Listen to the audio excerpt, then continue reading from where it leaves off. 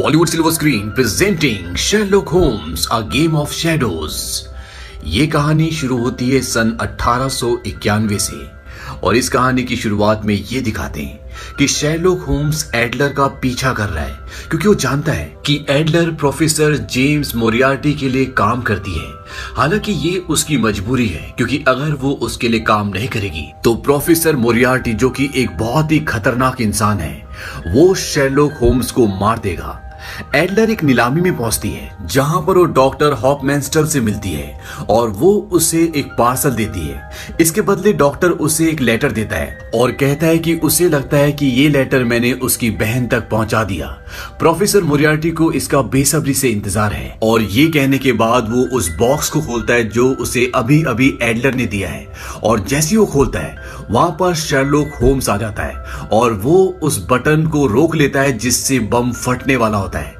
दरअसल इस बॉक्स के अंदर पैसे होने चाहिए थे, लेकिन डॉक्टर मोरियार्टी ने इसके अंदर एक बॉम्ब रखा होता है। एडलर वहां से जाने लगती है, लेकिन इससे पहले कि वो वहां से जाती, शेरलॉक होम्स उससे वो लेटर ले लेता है और उसे कहता है कि शाम को वो उसे डिनर पर मिलेगा। एडलर वहां से चली जाती है और जब शेरलॉक होम्स उस बॉम्ब को एक बॉक्स के अंदर डालता है तब तक वहां से डॉक्टर भी निकल जाता है। लेकिन जब शेरलॉक होम्स उसका पीछा करते हुए बाहर जाता है तो वो देखता है कि डॉक्टर का किसी ने मर्डर कर दिया होता है। वहीं दूसरी तरफ एडलर जब मोरियार्टी से मिलती है और उसे ये बताती है कि वो लेटर शेरलॉक होम्स ने उससे हासिल कर लिया है, तो इस बात से मोरियार्टी को बहुत गुस्सा आता है और वो उससे कहता है कि तुम्हारी सेवाएं अब खत्म हो गई हैं। और जब एडलर वहां से जाने लगती है तो वो गिर जाती है क्योंकि उसने जो चाय पी होती है मोरियार्टी ने उसकी चाय में जहर मिला दिया होता है और इस तरह से एडलर की मृत्यु हो जाती है। लेकिन शेरलॉक होम्स को इसके बारे में कुछ भी पता नहीं चलता। वो उसका रेस्टोरेंट में इंतजार करता है और जब वो नहीं आती तो वापस चला जाता है और घर पर उससे मिलने उसका दोस्त डॉक्टर वॉटसन आता है और वो वॉटसन को बताता है कि ग्लोबली जितनी भी घटनाएं, जितने भी बॉम्ब ब्लास्ट हो रहे हैं, इन सब का आपस में कुछ ना कुछ संबंध है और ये सब कुछ एक ही आदमी करवा रहा है जिसका नाम है प्रोफेसर जेम्स मोरियार्टी। हालांकि वॉटसन उसकी बात पर विश्वास नहीं करता, लेकिन उसे पूरा विश्वास है कि इन सारी घटनाओं का आपस में कुछ संबंध है। वो कहता है कि मोरियार्टी अपने मकसद में कामयाब हो, इससे पहले हमें उसे रोकना होगा। अगले दिन वॉटसन की शादी होती है, इसीलिए ये दोनों बैचलर पार्टी करने के लिए एक बार में जाते हैं। हालांकि वहां पर कोई भी इनवाइटेड नहीं होता, लेकिन शेरलॉक होम्स का बड़ा भाई वहां पर होता है।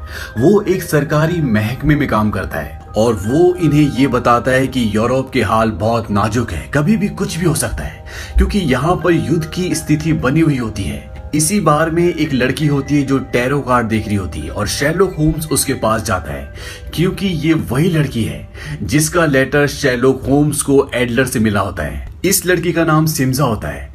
शेरलॉक होम्स उसे उसके भाई का लेटर दिखाता है। वो बोलता है कि तुम्हारे भाई ने इस लेटर को लिखा था। उस लेटर में उसके भाई की फोटो होती है और उसके पीछे लिखा होता है कि तुम्हें मेरा चेहरा याद है, अब तुम इस चेहरे को कभी भी ना देखोगी। मुझे मेरे जीवन का मकसद मिल चुका है और मुझे ये कीमत चुकानी पड़ेगी। शेरलॉक होम्स उससे पूछता है कि तुम्हारे भाई का ऐसा कौन सा मकसद था, लेकिन वो उसे कुछ भी नहीं बताना चाहती। वो कहती है कि तुम्हारा समय खत्म हो गया है। शेरलॉक होम्स से बताता है कि तुम्हारा जो अगला क्लाइंट है वो यहीं इसी कमरे में छुपा हुआ है जो एक्रोबैट की कला में माहिर है और वहां पर एक आदमी छुपा भी हुआ होता है। शेरलॉक होम्स उसे ऊपर से नीचे उतार देता है। इन दोनों के बीच में काफी हाथापाई होती है, लेकिन शेरलॉक होम्स सिम्जा को बचा लेता है। सिम्जा वहां से चली जाती है और शेरलॉक होम्स और डॉक्टर वॉटसन की शादी में जाते हैं और शादी के बाद जब शेरलॉक होम्स बाहर आता है तो वहां पर प्रोफेसर मोरियार्टी का एक आदमी आता है।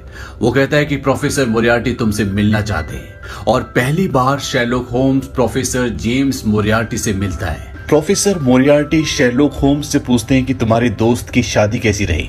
शेरलॉक होम्स बोलता है कि अब वो इन सब चीजों से बाहर है, उम्मीद करता हूं कि आप इसका ध्यान रखेंगे।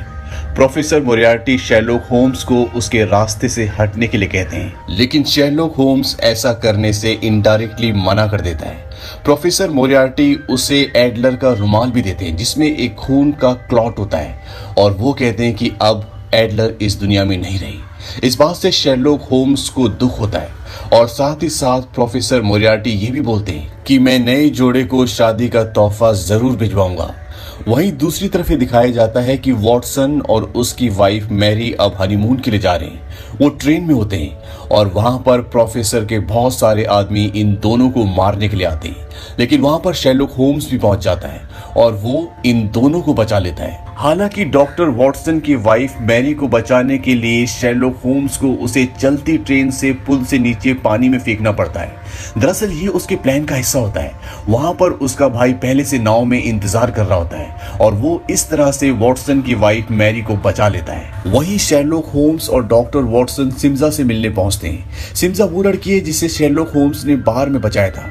सिम्जा इनसे पूछती है कि वो कौन लोग थे जो मुझे मारना चाहते थे। ये उसे बताते हैं कि डॉक्टर मोरियार्टी तुम्हें मारना चाहता है क्योंकि उसे ऐसा लगता है कि तुम्हारे भाई ने तुम्हें कोई खत लिखा है जिसमें उसने कोई खुफिया इंफॉर्मेशन तुम्हें दी है, इसीलिए अब वो किसी भी कीमत पर तुम्हें मारना चाहते हैं। सिम्जा कहते हैं कि मेरे भाई रेने ने मुझे कोई भी इंफॉर्मेशन नहीं दी, मैं पिछले 1 साल से उसे ढूंढ रही हूँ। शेरलॉक होम्स बोलता है कि वो कभी भी ऐसी कोई गलती नहीं करेगा जिससे तुम्हारी जान खतरे में आ जाए। शायद गलती से उसने कोई इंफॉर्मेशन तुम्हारे साथ शेयर की होगी क्योंकि जिस आदमी के साथ वो काम करता है उसका नाम है प्रोफेसर मोरियार्टी और वो बहुत ही खतरनाक आदमी है। सिम्जा बोलती है कि उसने मुझे कुछ ड्राइंग्स भेजी थी और वो उन्हें वो ड्राइंग्स दिखाती है और उस पेपर को देखने के बाद इन्हें पता चल जाता है कि वो पेपर किस प्रिंटिंग प्रेस में बना था क्योंकि सिम्जा भी इसी ग्रुप के लिए पहले काम किया करती थी। ये एक विद्रोहियों का ग्रुप होता है और अब सिम्जा, डॉक्टर वॉटसन और शेरलॉक होम्स उस जगह पर पहुंच जाते हैं जहां पर वो आदमी होता है जिसकी प्रिंटिंग प्रेस में ये पेपर बना होता है। लेकिन इनका मेन काम होता है बॉम्ब बनाना और कई गैर कानूनी काम करना और ये भी प्रोफेसर मोरियार्टी के लिए अब काम करता है। सिम्जा अपने भाई रेने के बारे में पूछती है। ये आदमी बताता है कि वो यहाँ पर नहीं है, मैंने उसे काफी वक्त से देखा तक नहीं। उसे एक और असाइनमेंट दिया गया है। ये आदमी बताता है कि हमने एक आदमी के साथ समझौता किया जो हमारे संगठन को हमारे मकसद को पूरा करने के लिए हमें पैसे देता था और धीरे धीरे वो हमें डिक्टेट करने लगा कि हमें क्या करना चाहिए और क्या नहीं करना चाहिए। वो ये भी मांग करता है कि मैं उसकी सारी आतंकवादी गतिविधियों की जिम्मेदारी लूं। मैंने एक शैतान के साथ सौदा किया है लेकिन आज रात को सब कुछ खत्म हो जाएगा, मेरा काम पूरा हो जाएगा। वॉटसन बोलता है कि उसने तुम्हें एक और बॉम्ब ब्लास्ट करने के लिए कहा है, हमें बता दो कि वो कहां पर है। वो कहता है कि नहीं, अब बहुत देर हो चुकी है, तुम मेरी कोई भी मदद नहीं कर सकते। उनके पास मेरा परिवार है, मेरी पत्नी और बच्चे हैं और हमारे बीच में एक डील हुई थी कि हम कोई भी सबूत नहीं छोड़ेंगे और अब मेरे पास अपने परिवार को बचाने का सिर्फ एक ही रास्ता है, तुम्हारे पास सिर्फ 10 मिनट है। और ये कहने के बाद वो आदमी अपने आप को गोली मार देता है। गोली की आवाज सुनकर वहां पर बाहर जो उसके लोग होते हैं वो अंदर आना शुरू करते हैं और जब वो अंदर आएंगे तो उन्हें लगेगा कि हमारे बॉस को इन्हीं लोगों ने मारा है क्योंकि वहां पर इन तीनों के अलावा कोई और नहीं होता। लेकिन यहाँ पर एक खुफिया रास्ता होता है और जब ये उसके अंदर जाते हैं तो वहां पर बॉम्ब बनाने का सामान होता है और वहां पर ओपरा का एक बोर्ड भी होता है और इन्हें लगता है कि बॉम्ब ओपरा में ही है और ये तीनों की तीनों वहां पर पहुंच जाते हैं और शेरलॉक होम्स उस जगह पर पहुंच जाता है जहां पर उसके मुताबिक बॉम्ब होना चाहिए, लेकिन वहां पर शतरंज का एक मोहरा होता है।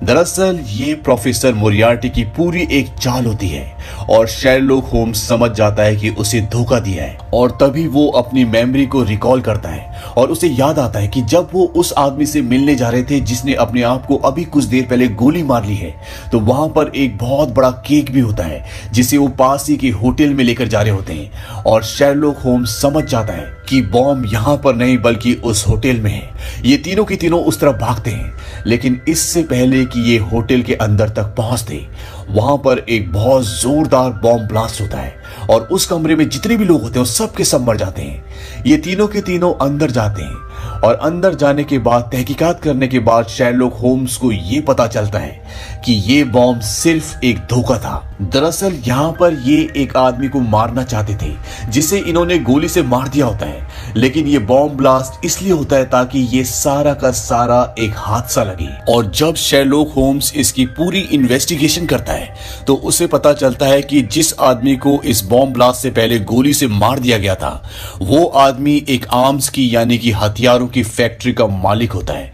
कुछ वक्त पहले उसकी फैक्ट्री के उसकी कंपनी के किसी आदमी ने बहुत सारे शेयर्स खरीद लिए थे और उसकी मौत के बाद वो आदमी अब उसकी कंपनी का ओनर होगा और वो आदमी होता है प्रोफेसर मोरियार्टी। और प्रोफेसर मोरियार्टी अब जर्मनी जा रहा है, लेकिन इस बॉम्ब ब्लास्ट के बाद, क्योंकि इसमें जर्मनी के बड़े बड़े बिजनेसमैन मारे जा चुके हैं, फ्रांस और जर्मनी के बॉर्डर्स को सील कर दिया गया है, लेकिन फिर भी ये तीनों किसी तरह से बॉर्डर क्रॉस करके जर्मनी की उस फैक्ट्री तक पहुंच जाते हैं जहां पर बड़े बड़े हथियार बनाए जा रहे हैं। और जिस फैक्ट्री का मालिक अब प्रोफेसर मोरियार्टी है, सिम्जा भी इनके साथ जाती है, क्योंकि इनकी इंफॉर्मेशन के हिसाब से सिम्जा का भाई रेने भी वहीं पर है। फैक्ट्री के अंदर सिर्फ शेरलॉक होम्स जाता है और वो अंदर जाने से पहले डॉक्टर वॉटसन को बोलता है कि यहाँ से एक टेलीग्राम मेरे भाई को भेज दो।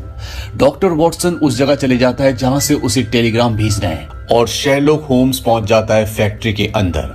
वहां वो देखता है कि बहुत बड़े बड़े और बहुत बड़ी तादाद में वहां पर हथियार होते हैं, लेकिन प्रोफेसर मोरियार्टी के लोग उसे पकड़ लेते हैं और वो उसे बेहोश करके प्रोफेसर मोरियार्टी के पास ले जाते हैं।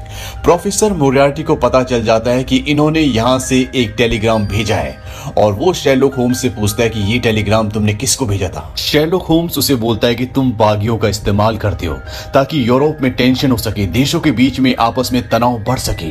तुमने अपने तेज दिमाग से साजिश करके, हत्याएं करके कई उद्योगों को अपने नाम कर लिया और अब कॉटन, अफीम, स्टील और बहुत सारे अनेक प्रकार के उद्योग तुम्हारे नाम है।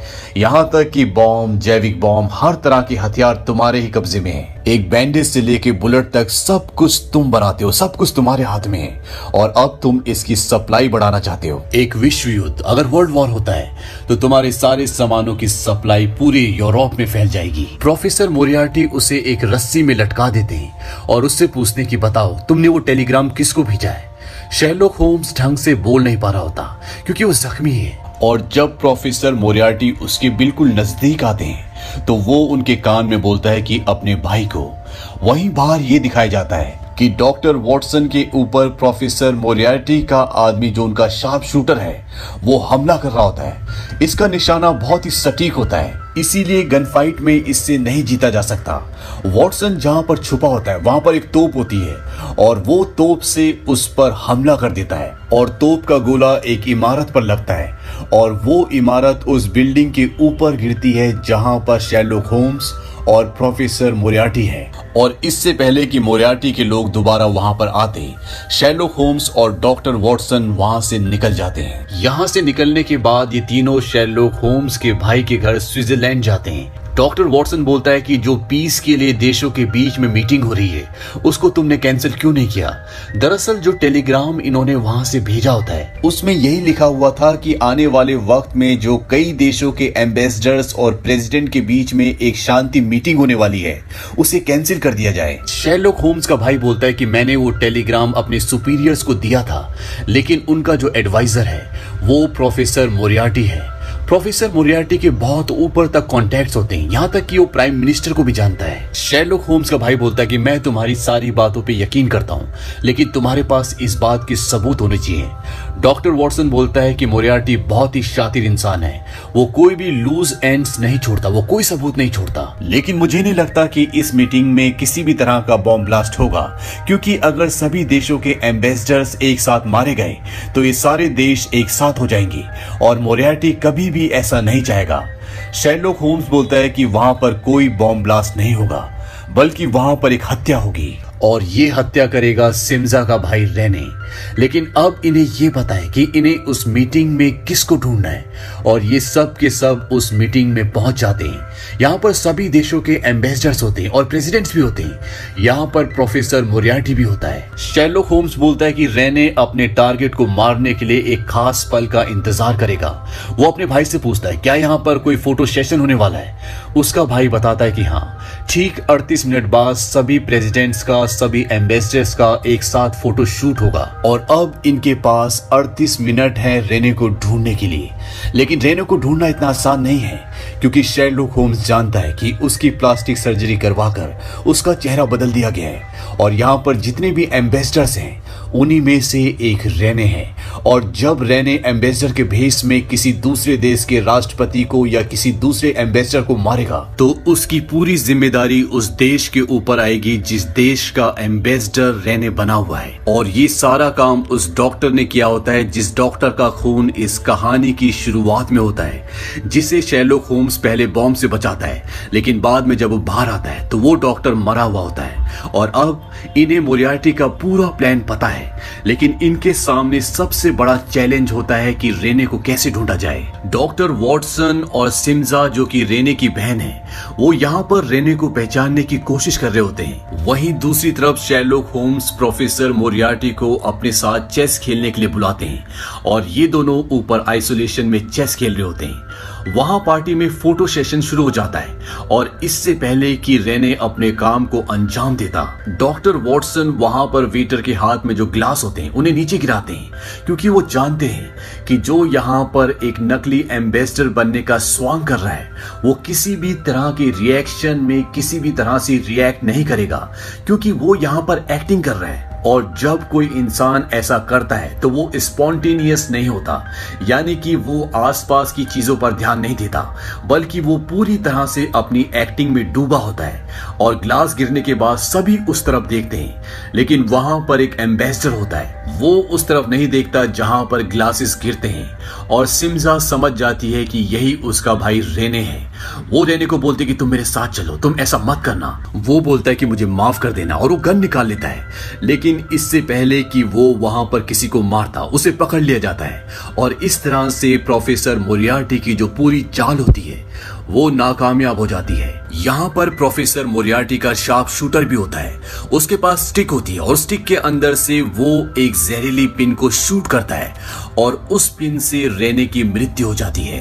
वहीं ऊपर ये दिखाया जाता है कि प्रोफेसर मोरियार्टी और शेरलॉक होम्स चेस खेल रहे हैं और इन दोनों को पूरी सिचुएशन का अंदेशा है। प्रोफेसर मोरियार्टी कहते हैं कि तुमने हालांकि मेरी चाल को नाकामयाब कर दिया है, लेकिन मेरी बैंडेज बनाने की, गोलियां बेचने की और जो सारा सामान मेरे पास है उसकी जरूरत को तुम कभी भी कम नहीं कर सकते।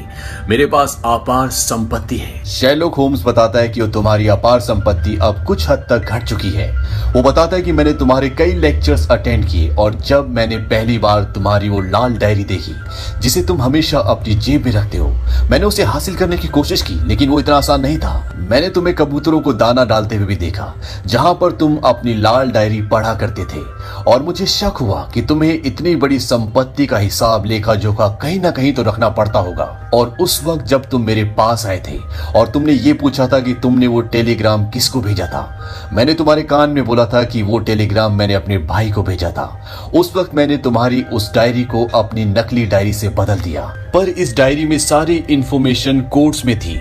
लेकिन जब पहली बार शेरलॉक होम्स प्रोफेसर मोरियार्टी के ऑफिस में गए थे तो वहां पर उन्होंने एक किताब देखी थी और इस किताब की मदद से वो सारे कोड्स को डिकोड कर देते हैं। और ये सारी information Sherlock Holmes doctor Watson की वाइफ मैरी को लंदन में भेज चुके होते हैं और वहां पर उनकी सारी संपत्ति को एक इंस्पेक्टर की मदद से हासिल कर चुके होते हैं। और उन्होंने इस सारी संपत्ति को वॉर विडोज के लिए और अनाथों के लिए दान कर दिया होता है।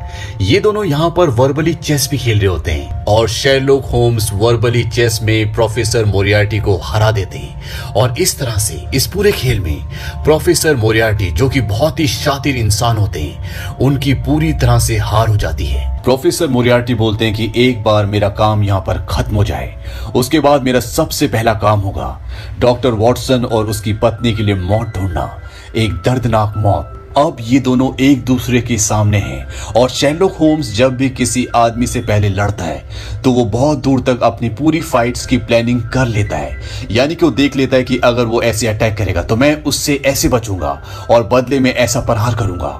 लेकिन वो सारी कैलकुलेशन करने के बाद भी इस नतीजे पे पहुंचता है कि वो प्रोफेसर मोरियार्टी को नहीं हरा सकता क्योंकि वो जख्मी है। और साथ ही साथ प्रोफेसर मोरियार्टी अपने जमाने का एक बहुत बड़ा बॉक्सर भी होता है। ये कला प्रोफेसर मोरियार्टी को भी आती है, वो भी बहुत दूर तक फाइट को देख सकता है, यानी कि वो भी अपनी फाइट को प्लान कर सकता है। लेकिन शेरलॉक होम्स को पता है कि वो नहीं जीत सकता, इसीलिए वो प्रोफेसर मोरियार्टी को पकड़कर ऊपर से नीचे कूद जाता है और जिस बिल्डिंग पर ये खड़े होते हैं वो पहाड़ की एक बहुत बड़ी चोटी पर होती है और नीचे बहुत बड़ा झरना होता है और इस तरह से ये दोनों उस झरने में कूदकर उसमें गिरकर मर जाते हैं। शेरलॉक होम्स की मौत से उसका दोस्त वॉटसन बहुत परेशान होता है, वो बहुत दुखी है और एक दिन उसके घर पर एक पार्सल आता है और जब उसे खोलता है तो उसमें एक छोटी सी मशीन होती है। दरअसल ये शेरलॉक होम्स के भाई की एक छोटी मशीन होती है जिससे ऑक्सीजन लिया जा सकता है और ये मशीन शेरलॉक होम्स के पास थी, यानी कि शेरलॉक होम्स जिंदा होता है और वो उसी कमरे में होता है जहां पर उसका दोस्त वॉटसन होता है। और जब वॉटसन बाहर जाता है ये पूछने के लिए कि ये पार्सल कौन देने के लिए आया था, तो वहां पर शेरलॉक होम्स आ जाता है और इसी के साथ ये कहानी यहीं पर खत्म हो जाती है। ये फिल्म सन 2011 में रिलीज हुई थी। इसकी IMDb रेटिंग है 7.5। इस फिल्म का बजट है $125 मिलियन और बॉक्स ऑफिस पर इसने कमाई की थी $546 मिलियन की। ये दोनों ही पार्ट्स पूरी तरह कामयाब थे। इसका पहला पार्ट सन 2009 में रिलीज हुआ था जिसकी IMDb रेटिंग है 7.6। इस फिल्म का बजट था $90 मिलियन और बॉक्स ऑफिस पर इस फिल्म ने कमाई की थी $524 मिलियन की।